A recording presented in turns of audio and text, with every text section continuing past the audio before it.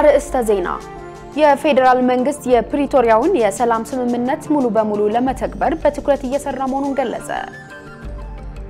የኢትዮጵያ ዜጎች ለማህበራዊ ፍትህ ኢዜማ የፌደራል መንግስት በትግራይ ክልል የሚታየውን ውጥረት በአስቸኳይ ሊያስቆም ይገባል አለ። ከውጭ የተባበሩት መንግስታት ድርጅት የሱዳን ጦርነት በዓለማችን አስከፊው የሰብአዊ ቀውስ ነው አለ።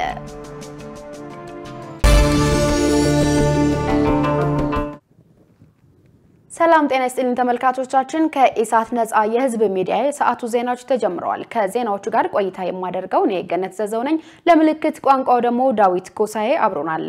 አሁን ወደ ዜናዎቹ ተሻገርኩ። የፌደራል መንግስት የፕሪቶሪያውን የሰላም ስምምነት ሙሉ በሙሉ ለመተግበር በትኩረት እየሰራ መሆኑን ገለጸ። የትግራይን ክልል ወቅታዊ ሁኔታ በተመለከተ ተቀማጭነታቸውን አዲስ አበባ ላደረጉ የዲፕሎማቲክ ማህበረሰብ አባላት ማብራሪያ ተሰጥቷል። በመድረኩ የውጭ ጉዳይ ሚኒስትር ዶክተር ጌዲዮን ጢሞቴዎስ እና የትግራይ ክልል ጊዜያዊ አስተዳደር ርዕሰ መስተዳድር ጌታቸው ረዳን ጨምሮ የተለያዩ ሀገራት ዲፕሎማቶች ተገኝተዋል። የውጭ ጉዳይ ሚኒስትር ዶክተር ጌዲዮን ጢሞቴዎስ በዚህ ወቅት እንደተናገሩት የፕሪቶሪያው የሰላም ስምምነት ትግበራ ውስንነቶች ቢኖሩበትም የፌደራል መንግስት ግን ሙሉ በሙሉ ለመተግበር በትኩረት እየሰራ መሆኑን ገልጸዋል። የፕሪቶሪያው የሰላም ስምምነት አንዱ ዓላማ ተኩስ ማቆም መሆኑን የገለጹት ሚኒስትሩ መንግስት በትግራይ ክልል የተከሰተውን ወቅታዊ ሁኔታ በትኩረት እየተከታተለ መሆኑን ጭምር ተናግረዋል። በመሆኑም ስምምነቱን ገቢራዊ ለማድረግ ከጊዜያዊ አስተዳደሩና ከዓለም አቀፍ ማህበረሰብ ጋር በትስስር እንሰራለን ብለዋል።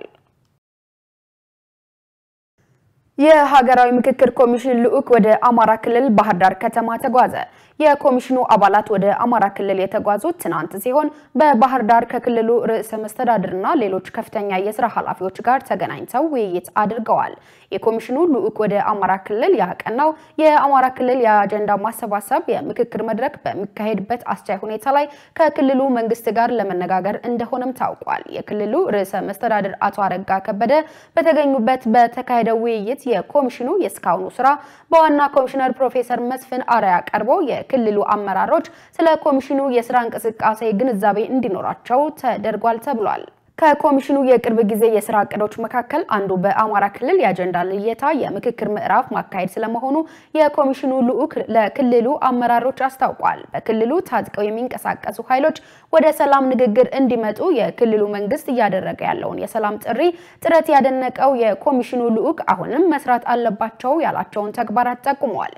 ኮሚሽኑ ምክክሩን አካታች በሆነ ሁኔታ ማከናወን እንዲችል በማንኛውም አካባቢ በፖለቲካ ጉዳዮች ምክንያት የታሰሩ እስረኞች እንዲፈቱ የክልሉ መንግስት በራሱ በኩል እርምጃ እንዲወስድ እንዲሁም በሌሎች ላይም ግፊት እንዲያደርግ ልዑኩ ጠይቋል። በክልሉ ያለው ግጭት ቆሞ አስቻይ የምክክር ሁኔታ እንዲኖር የክልሉ መንግስት ተኩስ አቁም ያለው ብሎ በማወጅ የመጀመሪያውን እርምጃ እንደሚወስድም የኮሚሽኑ ልዑክ አጽንኦት ሰጥቶ መጠየቁን ታውቋል። የኢትዮጵያ ዜጎች ለማህበራዊ ፍትህ ኢዜማ የፌደራል መንግስት በትግራይ ክልል የሚታየውን ውጥረት በአስቸኳይ ሊያስቆም ይገባል ሲል መግለጫ ወጣ። ኢዜማ በክልሉ ግጭት የሚቀሰቅሰውን የትኛውንም ኃይል በግልጽ በመቃወም የክልሉ ነዋሪ በአንጻራዊነት ያገኘውን ሰላም ሊያስጠብቅ እንደሚገባ በመግለጫው አሳስቧል። ሰላማዊት ሙልጌታ ተጨማሪ አላት። የኢትዮጵያ ዜጎች ለማህበራዊ ፍትህ ኢዜማ ህወሓት የእርስ በርስ ፍትጊያ ውስጥ ገብቶ በትግራይ ክልል ውጥረት መንገሱን ተገንዝቤያለሁ ሲል መግለጫ ወጣ።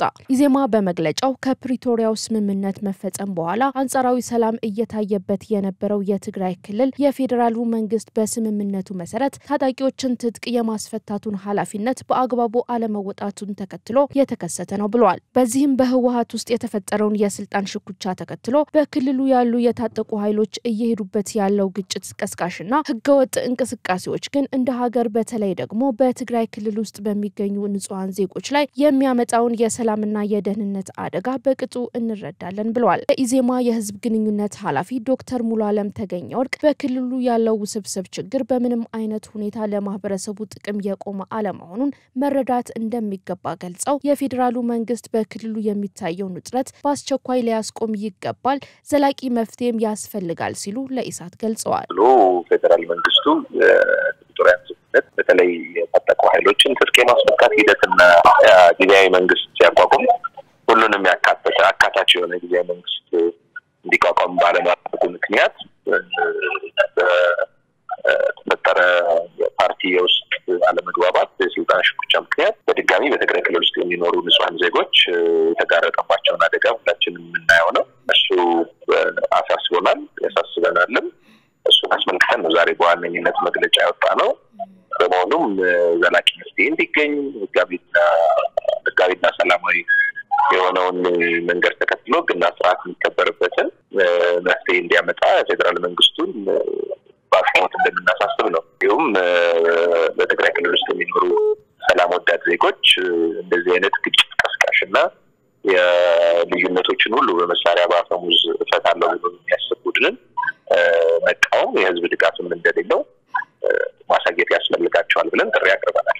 የኢትዮጵያ ዜጎች ለማህበራዊ ፍትህ ኢዜማ በዚህ የፖለቲካ የስልጣን ጥም ለማርካት በሚደረግ መገፋፋት ውስጥ ባለመሳተፍ እንዲሁም ግጭት የሚቀሰቅሰውን የትኛውም ኃይል በግልጽ በመቃወም የክልሉ ነዋሪ በአንጻራዊነት ያገኘውን ሰላም ሊያስጠብቅ እንደሚገባ በመግለጫው አካቷል። ፓርቲው በመግለጫው የዜጎች ሰላምና ደህንነት ሳያስጨንቃቸው የግል ስልጣን ለመያዝ የሚንቀሳቀሱ አካላት እንዳሉ በግልጽ የሚታይ ጉዳይ መሆኑን ይገልጻል ያለ ሲሆን ዶክተር ሙሉ አለምም የማህበረሰቡን ደህንነት የሚያረጋግጥና ዘላቂ ሰላም ለማምጣት ብቸኛ መፍትሄ ያሉትን እንዲህ ጠቁመዋል።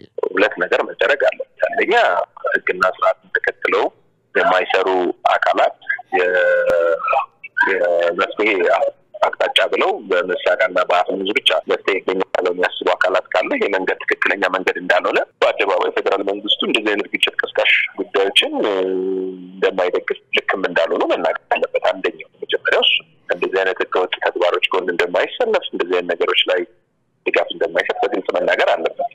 ሁለተኛ ከጊዜያዊ አስተዳደሩ ጋር የተፈጠሩ ችግሮች ካሉ የፌደራል መንግስቱ የዚህ ጊዜያዊ አስተዳደር ውስጥ እጁ እንዲኖርበት ይጠበቃል።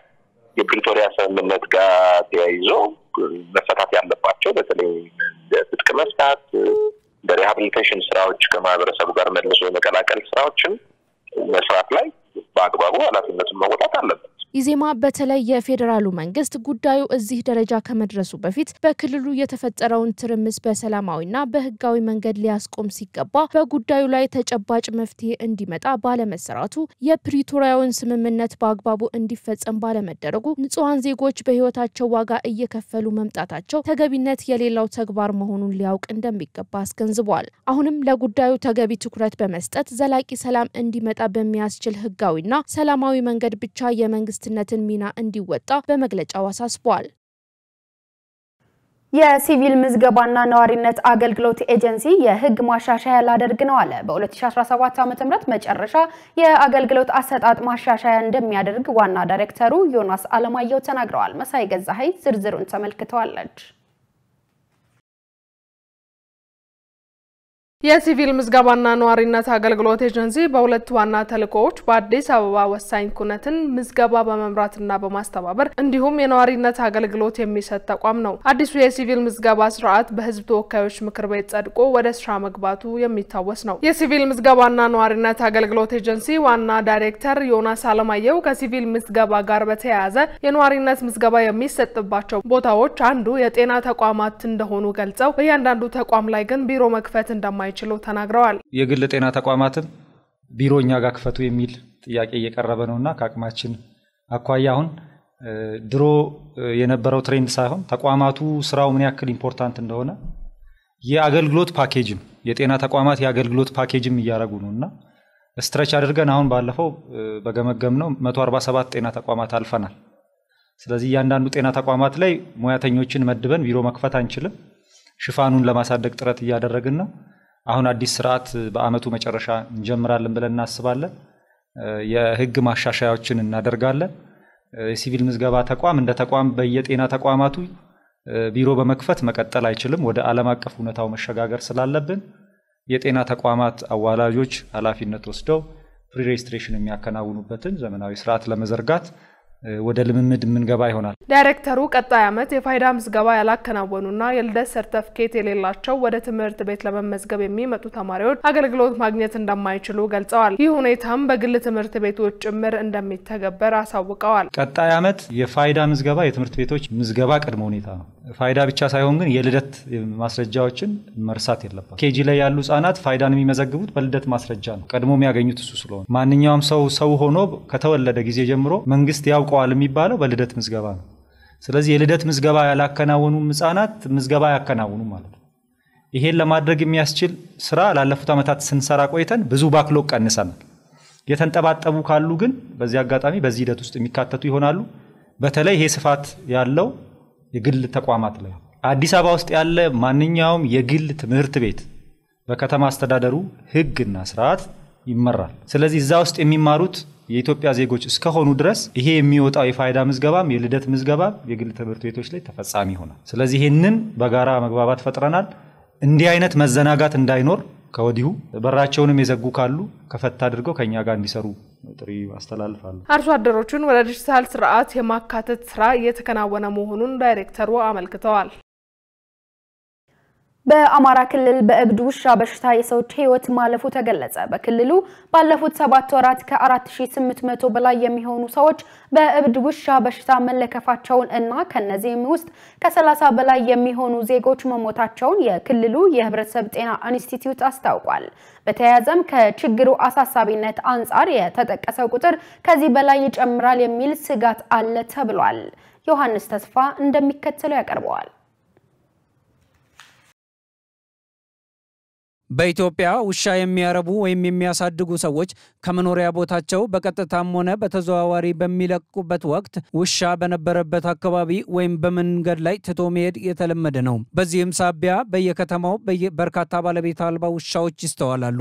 በዚህ ሳቢያ በየአካባቢው የጤና ክትትል በማይደረግላቸው ውሾች ሳቢያ በሚከሰት የውሻ በሽታ የሚጠቁ ሰዎች ቁጥር ከጊዜ ወደ ጊዜ እያደገ በመምጣቱ ጉዳዩን ከባድ የህብረተሰብ የጤና ችግር ከመሆን ደረጃ ላይ ይገልጻል። በዚህ ረገድም ችግሩ ከሚስተዋልባቸው አካባቢዎች አንዱ የሆነው የአማራ ክልል የእብድ ውሻ በሽታ በሰዎች ላይ ያደረሰው ጉዳት ምን ይመስላል?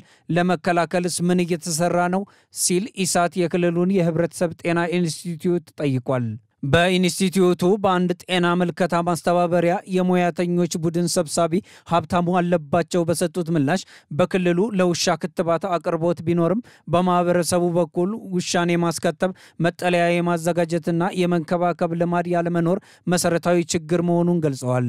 አያይዘውም በክልሉ ያለው የጸጥታ ችግር የክትባቱን ስራ በሚፈለገው ልክ ለማከናወን እክል ቢሆንብንም በጤና ኤክስቴንሽን ባለሙያዎች አማካኝነት የበሽታውን አስከፊነት ለማስረዳትና ጉዳቱን ለመቀነስ ህብረተሰቡን የማንቃት የቤት ለቤት ስራ እየተሰራ መሆኑን ተናግረዋል።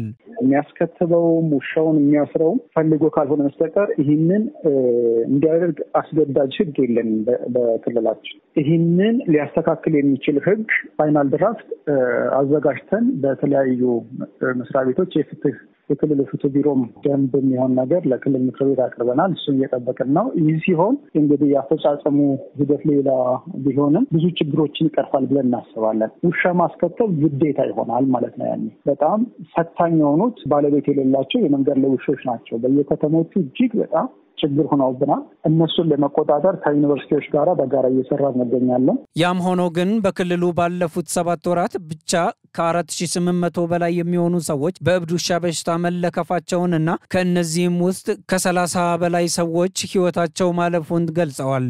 በውሻና ሌሎችን የሚያሳብድ ውሻ በሽታ ሌሎችን እንስሳ ስለሚያጠቃ በሌሎቹ እንስሳትም የተነከሱ ሰዎች ቁጥር 4800 አካባቢ ናቸው። ከሞት አንጻር በሚያሳብድ ውሻ በሽታ ከ30 በላይ ሞት አለን። ችግሩ ከዚህ በላይ ነው። ይህ ቁጥር ሪፖርት እየተደረገ ያለው በጤና ተቋም መጥተው አገልግሎት የድር ተጋላጭነት አገልግሎት ያገኙ ካልሆነ በስተቀር ችግሩ ከዚህ የከፋ እንደሆነ ነው የሚታወቀው። እስካሁን በበሽታው ለተያዙ ሰዎች በእምብርት አካባቢ በሚሰጥ መርፌ ይደረግ የነበረው ሕክምና በአሁኑ ጊዜ መከልከሉን የገለጹት አቶ ሀብታሙ ከችግሩ አስከፊነትና አሳሳቢነት አንጻር እስካሁንም ሕክምናው እየተሰጠ ስለመሆኑ ያብራራሉ። እምብርት ላይ የሚሰጠው ቫክሲን በዓለም ጤና ድርጅት እንዳይሰጥ የተከለከለ ክትባት ነው። እኛ ሀገር ግን እየተጠቀምንበት ያለነው ለምን ካለብን የችግሩ አሳሳቢነት ማለት ነው። ሁለቱን ማመዛዘን ይገባል ማለት ነው። በእኛ ሀገር የሚመረተውን ክትባት ግን ቢወስድ ምንድነው ፌስ ሊገጥመው የሚችለው የጎንዮሽ ጉዳቶች ነው ሊገጥሙት የሚችሉ። ስለዚህ መስጠት ነው አለመስጠት ነው የሚሻለው የሚለውን ነገር ሚዛን ላይ ማስቀመጥ ማለት ነው። ሁለተኛውና በጣም የተሻለው የሚባለው ሴል ካልቸር ነው። እሱ ከሀገር ውጭ የምናስገባው ነው። እሱ መሰረታዊ የሚባል እጥረት አለበት። በጣም ውጤታማም ነው። ከሚሰጠው የመርፌ ብዛትም አንጻር በጣም የተሻለ ነው። ለአጭር ጊዜ ብቻ ነው የሚሰጠው ጡንቻ ላይ ነው የሚሰጠው። በተለይ ከክልላችን ከፍላጎቱ ጋር የተጣጣመ ግብዓት አይደለም እየቀረበ ያለው። የግብዓት አቅርቦቱን እንዲስተካከል በተደጋጋሚ እየተነጋገርን ያለነው። በሽታው በክልሉ በሁሉም አካባቢዎች የተከሰተ ሲሆን በጎንደርና ጎጃም አካባቢ ግን ስርጭቱ በስፋት ይስተዋላል ብለዋል። የተከበራችሁ ተመልካቾቻችን ከኢሳት ነፃ የህዝብ ሚዲያ የሰዓቱ ዜናዎች እንደቀጠሉ ናቸው። አሁን ደግሞ የቢዝነስ መረጃዎችን የምንሰማበት ሰዓት ላይ ደርሰናል። የቢዝነስ ዜናዎችን የምታቀርብልን ሰላማዊት ሙሉጌታ ናት። በቀጥታ ወደ ቢዝነስ ዘገባዎች።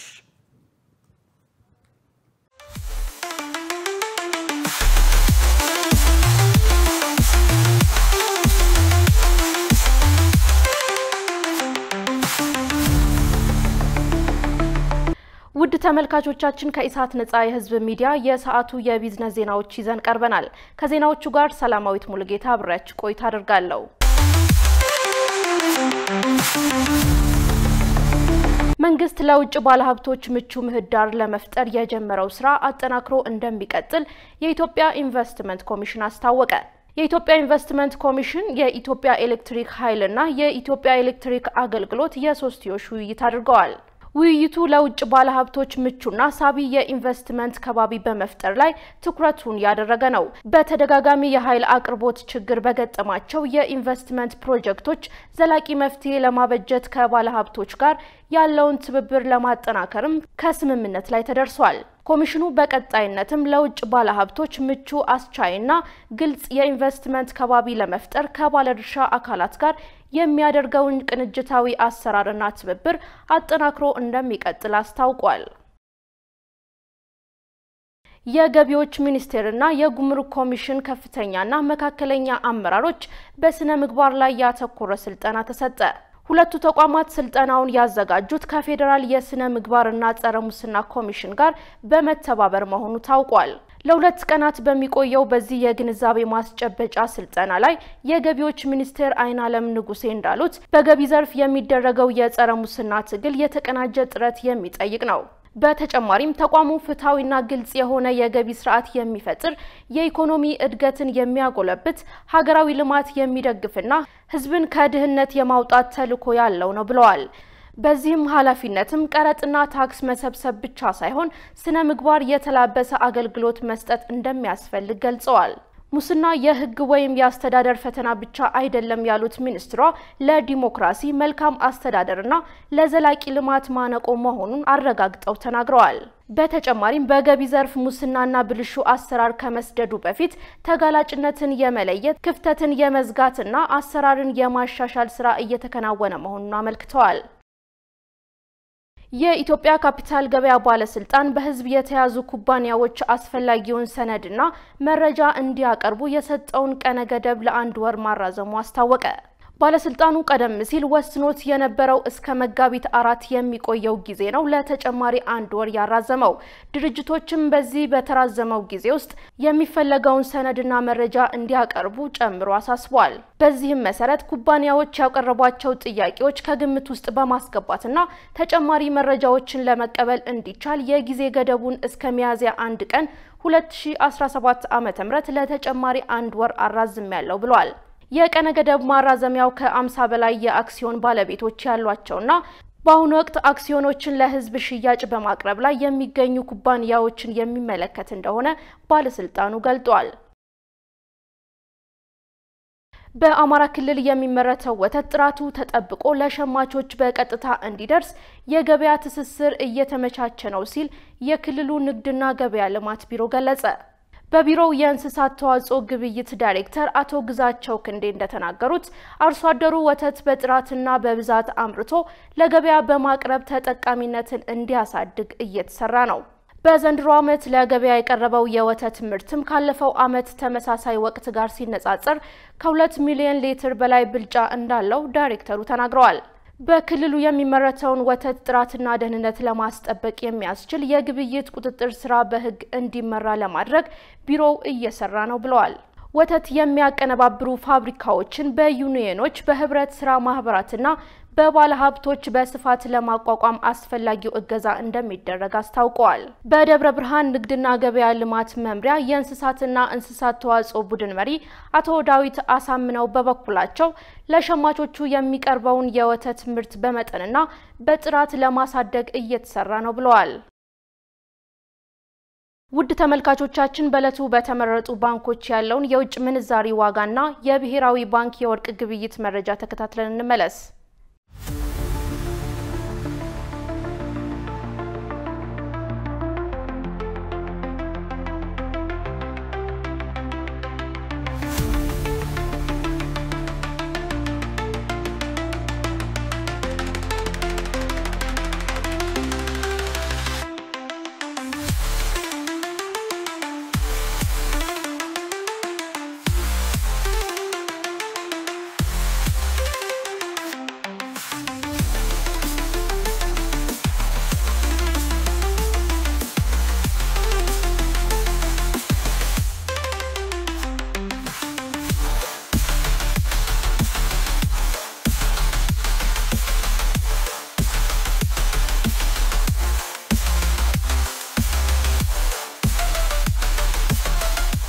ውድ ተመልካቾቻችን ለለቱ ያዝናቸው የቢዝነስ ዜናዎች በዚሁ ተጠናቀዋል። አሁን ደግሞ ወደ ዋናው ዜና እንመለስ።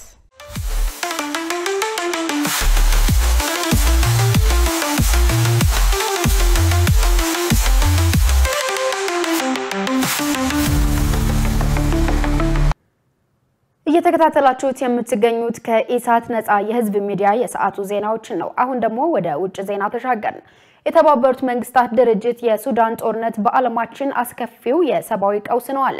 በአሁኑ ወቅት 30 ሚሊዮን ሱዳናዊ እርዳታ የሚያስፈልጋቸው ሲሆን ከነዚህም ውስጥ 16 ሚሊዮን ህፃናት ናቸው ተብሏል። በተባባሰው የሱዳን ቀውስ 12 ሚሊዮን ሰዎችም ለጾታዊ ጥቃት ተጋላጭ መሆናቸው ዩኒሴፍ አስታውቋል። ዝርዝሩን ሸሪፍ ኢማም አዘጋጅቶታል፣ እንደሚከተለው ይቀርባል። በሱዳን ያለው ጦርነት በዚህ ዓመት ከ30 ሚሊዮን በላይ ሰዎችን ለቀውስ ዳርጓል ሲሉ የተባበሩት መንግስታት ድርጅት የህፃናት ኤጀንሲ ኃላፊ አስታወቁ። ኃላፊዋ ካትሪን ራስል ለሁለት ዓመታት የዘለቀው ጦርነት በሱዳን ያሉትን ህፃናት ስቃይና ጥቃት አባብሶታል ሲሉ ለተባበሩት መንግስታት ድርጅት የጸጥታው ምክር ቤት ተናግረዋል። የተባበሩት መንግስታት የህፃናት መርጃ ድርጅት ዩኒሴፍ እንደገለጸው በሱዳን ያለው ጦርነት ከ12 ሚሊዮን በላይ ሰዎችን ለወሲባዊ ጥቃት አጋልጧል። የዩኒሴፍ ስራ አስፈጻሚ ካትሪን ራስል ሐሙስ ዕለት በተባበሩት መንግስታት የጸጥታው ምክር ቤት ቀርበው እንደተናገሩት የሴቶችና የልጃገረዶች እንዲሁም አዋቂ ወንዶችና በልጆች ላይ የሚደርሰው የመደፈርና ወሲባዊ ጥቃት ካለፈው ዓመት ጋር ሲነጻጸር በ80 በመቶ ጨምሯል። በዩኒሴፍ የተተነተነው መረጃ ዋቢ በማድረግ ራስል ሲናገሩ በ2024 በሱዳን በ9 ክልሎች በህፃናት ላይ 221 ያስገድዶ መድፈር ሪፖርት ተደርጓል። ከነዚህ ውስጥ 16ቱ ከ5 ዓመት በታች እና 4ቱ ደግሞ ከ1 ዓመት በታች የሆኑ ህፃናት ናቸው። ራስል አያይዘውም ተጎጂዎችም ሆኑ ቤተሰቦቻቸው ችግሮቻቸውን ወደፊት አምጥተው ለመናገርም ሆነ ለማሳወቅ አይፈልጉም፣ ምክንያቱም ማህበራዊ መገለልን በመፍራትና በበቀል ስጋት የተነሳ ነው ብለዋል። በዚህ ዓመት ተባብሶ በቀጠለው በፈጥኖ ደራሽና በሱዳን ሰራዊት ጦርነት ትኩረት ያደረግነው 16 ሚሊዮን ህፃናትን ሰብአዊ ድጋፍ ማቅረብ ነው ብለዋል። እንደ አውሮፓውያን አቆጣጠር በአፕሪል 2013 የጀመረው ጦርነት በ10 ሺዎች የሚቆጠሩ ሰዎችን ገድሏል። ከ12 ሚሊዮን በላይ የሚሆኑትን ከቀያቸው በማፈናቀል ትልቅ ሰብአዊ ቀውስ ፈጥሯል። ራሴል ከሰኔ እስከ ታህሳስ 2024 ባለው ጊዜ በህፃናት ላይ የተፈጸሙትን ከ900 በላይ ከባድ ጥቃቶች ጠቅሰዋል። በዚህም ጊዜ 80 ከመቶ ተጎጂዎች ተገድለዋል፣ በተለይም በካርቱም በአልጀዚራና ዳርፉር ግዛቶች ብለዋል። የድንበር የለሽ ዶክተሮች ዋና ጸሐፊ የሆኑት ክሪስቶፈር ሎኪየር የሱዳን ተፋላሚ ወገኖች የዜጎችን ደህንነት መጠበቅ አለመቻላቸው ብቻ ሳይሆን ስቃያቸውን እያባባሱ ነው ሲሉም ከሰዋል። በሱዳን ያለው ጦርነት በሰዎች ላይ የሚደረግ ጦርነት ነው፣ እውነታው ከቀን ወደ ቀን ይበልጥ እየታየ ነው ሲሉ ሎኪየር ተናግረዋል። የተባበሩት መንግስታት ድርጅት የጸጥታው ምክር ቤት በተደጋጋሚ የሚቀርበውን የተኩስ አቁም ጥሪ ባዶ ሲሉ ተችተዋል። በዚህ ምክር ቤት ውስጥ መግለጫዎች እየተሰጡ ባሉበት በአሁኑ ወቅት በሰላማዊ ሰዎች በቦምብ ይደበደባሉ፣ ይደፈራሉ፣ ምግብ አያገኙም፣ ሕክምና አያገኙም ሲሉ አምርረው ተናግረዋል። በተባበሩት መንግስታት ድርጅት የሱዳን አምባሳደር አልሐሪስ ኢድሪስ አልሐሪስ መሐመድ ለጸጥታው ምክር ቤት እንደተናገሩት የሱዳን መንግስት ለሲቪሎች ጥበቃ ያደርጋል። ይሁን እንጂ ሎኪየር ጋር ከዚህ ቀደም ባደረግነው ስብሰባ ይህን ጉዳይ አላነሱም ሲሉ አስተባብለዋል። ይህ በእንዲህ እንዳለ የአፍሪካ ህብረት የሱዳን የመከፋፈል አደጋ አስግቶኛል ብሏል። ህብረቱ አባል ሀገራትና ዓለም አቀፍ ማህበረሰብ በማንኛውም መንግስት ወይም ትይዩ አካል ዕውቅና እንዳይሰጡም አሳስቧል። የአፍሪካ ህብረት በጦርነት በምትታመሰው ሱዳን ትይዩ መንግስት ማወጅ ቀድሞውንም ወደ 2 ዓመት ለሚጠጋ ጊዜ በጦርነት የምትታመሰውን ሀገር በመገንጠል አደጋ ላይ ይጥላል ብሏል። አርኤስኤፍ እና አጋሮቹ ባለፈው ወር የተገነጠለውን መንግስት መስራች ቻርተር ተፈራርመዋል። የሰነዱ ፈራሚዎች በአማጽያን ቁጥጥር ስር ባሉ አካባቢዎች የሰላምና የአንድነት መንግስት ለመፍጠር ማሰባቸውም ተገልጿል። የአፍሪካ ህብረት እርምጃው ሀገሪቱን የመከፋፈል ትልቅ አደጋ አለው ሲል አስጠንቋል። ህብረቱ በመግለጫው በሱዳን ሪፐብሊክ ውስጥ መንግስት ለሚባለው አካል ወይም ትይዩ አካል ዕውቅና አይሰጥም ብሏል። በሱዳን ወደ 25 ሚሊዮን የሚጠጉ ሰዎች በአስከፊ የምግብ ዋስትና እጦት እየተሰቃዩ ነው። ከነዚህ ውስጥ 600 ሺዎቹ በረሃብ አፋፍ ላይ ናቸው ሲል የተባበሩት መንግስታት ድርጅት በቅርቡ ባወጣው መግለጫ አስጠንቋል። ዜናውን ስናጠናቅር አልጀዚራ እና አሶሺየትድ ፕሬስን በመረጃ ምንጭነት ተጠቅመናል። የአሜሪካ ፕሬዝዳንት ዶናልድ ትራምፕ ፍልስጤማውያን ከጋዛ በኃይል እንዲወጡ አይደረግም ቢሉም የመጀመሪያውን እቅዳቸውን እንደገፉበት ተገለጸ። ዋሽንግተንና ቴል አቪቭ ከጋዛ የሚወጡ ፍልስጤማውያን ለሚቀበሉ ሀገራት የተለያዩ ድጋፍ ለማድረግ ቃል ገብተዋል። ዮሐንስ ተስፋ ዝርዝሩን እንደሚከተለው ያቀርበዋል። አሜሪካና እስራኤል ከጋዛ እንዲወጡ የሚደረጉ ፍልስጤማውያንን እንዲያሰፍሩ የአፍሪካ ሀገራት መንግስታትን ማነጋገራቸው ታውቋል። አሶሺየትድ ፕሬስ የእስራኤልና የአሜሪካ ባለስልጣናትን ጠቅሶ እንዳስነበበው ከሆነ ንግግሩ የተደረገው ከሱዳን፣ ሶማሊያና ራስ ገዟ ሶማሌላንድ ባለስልጣናት ጋር ነው። ፕሬዚደንት ዶናልድ ትራምፕ ጋዛን ለመቆጣጠርና ለማልማት ያቀረቡት እቅድ ከፍተኛ ተቃውሞ ማስተናገዱን ተከትሎ ባለፈው ሳምንት ፍልስጤማውያን ከጋዛ በኃይል እንዲወጡ አይደረጉም ማለታቸው የሚታወስ ነው። የዋይት ሃውስ መረጃ እንደሚያመለክተው ግን ትራምፕ በራያቸው እንደገፉበት ነው ያለ ሲሆን ከባለፈው ወር ጀምሮ ከሁለቱ ሀገራትና ከሶማሊያ እንደ ሉዓላዊነቷ ከምትቆጥራት ሶማሌላንድ ጋር ሚስጥራዊ ምክክር መደረጉን ነው ስማቸው እንዳይጠቀስ የፈለጉ የአሜሪካና የእስራኤል ባለስልጣናት የተናገሩት። ዋሽንግተንና ቴል አቪቭ ከጋዛ የሚወጡ ፍልስጤማውያንን ለሚቀበሉ ሀገራት የፋይናንስ የዲፕሎማሲያዊና ደህንነት ድጋፍ ለማድረግ ቃል ገብተዋል ሲባል ትራምፕ በመጀመሪያ የስልጣን ዘመናቸው 4 የአረብ ሀገራት ከእስራኤል ጋር የአብርሃም ስምምነት እንዲፈራረሙ ሲያደርጉ የተጠቀሙትን ስልት በድጋሚ ለመተግበር እየተንቀሳቀሱ መሆኑም ተገልጿል። የፍልስጤማውያኑን ከጋዛ መፈናቀል የሚደግፉት የእስራኤል የፋይናንስ ሚኒስትር ቤዛለል ስሞትሪች ከሰሞኑ በሰጡት አስተያየት እስራኤል ከፍልስጤማውያንን ሊያሰፍሩ የሚችሉ ሀገራትን እየለየች ነው ማለታቸው የሚታወስ ሲሆን በእስራኤል የመከላከያ ሚኒስቴር ስር በጣም ግዙፍ የስደተኞች ጉዳይ ክፍል እየተቋቋመ ነው ማለታቸውም የትራምፕ እቅድን ተፈጻሚ ለማድረግ እንቅስቃሴው እንደቀጠለ መሆኑን አመላክቷል። በአውሮፓውያኑ 2020 ከእስራኤል ጋር ዲፕሎማሲያዊ ግንኙነቷን በአብርሃም ስምምነት ለማደስ ከተስማሙት 4 ሀገራት አንዷ የሆነችው ሱዳን ለፍልስጤማውያን መስፈሪያ ቦታ እንዲሰጡ ጥያቄ ከቀረበላቸው ሀገራት አንዷ ናት። በ2020 ስምምነት መሰረት አሜሪካ ካርቱምን ሽብርተኝነትን በመንግስት ደረጃ ከሚደግፉ ሀገራት ዝርዝር አስወጥታ ዓለም አቀፍ ብድር እንድታገኝ ብታደርግም በሱዳን ጦርና በፈጥኖ ደራሽ ኃይሉ መካከል የተቀሰቀሰው ጦርነት ከቴል አቪቭ ጋር ግንኙነቷን በሚፈለገው ደረጃ እንዳታድስ አድርጓታል። አሜሪካና እስራኤል ፍልስጤማውያንን በጦርነት ውስጥ ወደምትገኘው ሱዳን እንዲያመሩ የሚያደርጉት ሐሳብ ከፍተኛ ተቃውሞ እያስተናገደ ቢሆንም ለካርቱም መንግስት የብድር ስረዛ፣ የጦር መሳሪያ፣ ቴክኖሎጂና ዲፕሎማሲያዊ ድጋፍ ማማለያዎች ሊያቀርቡ ይችላሉ ተብሎ ይጠበቃል። 2 ለጉዳዩ ቅርበት ያላቸው የሱዳን ባለስልጣናት የትራምፕ አስተዳደር ወታደራዊ መንግስት ፍልስጤማውያንን እንዲቀበል ማነጋገሩን አረጋግጠው የሱዳን ጦር የፈጥኖ ደራሽ ኃይል አርኤስኤፍን ለመምታትና ድጋፍ እናደርግላቸዋለን በሚል ለቀረበለት ሐሳብ አሉታዊ ምላሽ መስጠቱንም ነው ያነሱት። የሱዳን ጦር አዛዥ ጀነራል አብዱል ፈታህ አልቡርሃን ባለፈው ወር የአረብ ሀገራት መሪዎች በካይሮ ሲመክሩ ፍልስጤማውያንን ከቀያቸው የማፈናቀል እቅድ ምንም የዳቦ ስም ቢሰጠውም ተቀባይነት የለውም ማለታቸው ይታወሳል። ሌላኛዋ ከአሜሪካና ከእስራኤል ጥያቄ የቀረበላት የምስራቅ አፍሪካዊቷ ሀገር ሶማሊያ ዜጎቿ በፍልስጤማውያን ላይ የሚፈጸመው በደል ይቆም ዘንድ በአደባባይ ድምጻቸውን እንዲያሰሙ በማድረግ ድጋፏን በተደጋጋሚ አሳይታለች። ሞቃዲሾ የትራምፕን ጋዛን የመጠቅለል እቅድ ውድቅ ያደረገው የአረብ ሀገራት ጉባኤ አካልም የነበረች ሲሆን በመሆኑም ፍልስጤማውያንን ለማስፈር ከአሜሪካና ከእስራኤል የቀረበላትን ጥያቄ የመቀበሏ ጉዳይ አጠራጣሪ ነው ተብሏል። በምላሹ የሚቀርብላት ድጋፍ ግን አቋሟን ሊያስቀይራት እንደሚችልም ይጠበቃል። አሶሺየትድ ፕሬስ ያነጋገራቸው ስማቸው እንዳይጠቀስ የፈለጉ የሶማሊያ ባለስልጣን ግን ሞቃዲሾ ከጋዛ የሚፈናቀሉ ፍልስጤማውያንን በመስታትጸለልበት ሁኔታ የተደረገ ምክክር የለም ሲሉ አስተባብለዋል። በሌላ በኩል የሐማስ ቃል አቀባይ ትላንት በሰጡት መግለጫ አሜሪካ ጋዛውያንን ከመኖሪያቸው ማንም አያፈናቀላቸው ማለቷን በደስታ እንደሚቀበሉት መግለጻቸው አይዘነጋም። የተከበራችሁ ተመልካቾቻችን ከኢሳት ነፃ የህዝብ ሚዲያ የሚቀርቡት የሰዓቱ ዜናዎች እንደቀጠሉ ናቸው። አሁን ደግሞ የስፖርት መረጃዎችን የምንሰማበት ሰዓት ላይ ደርሰናል። የስፖርት መረጃዎችን የሚያቀርብልን ሙሉቀን ሰለሞን ነው። በቀጥታ ወደ ስፖርት ዘገባዎች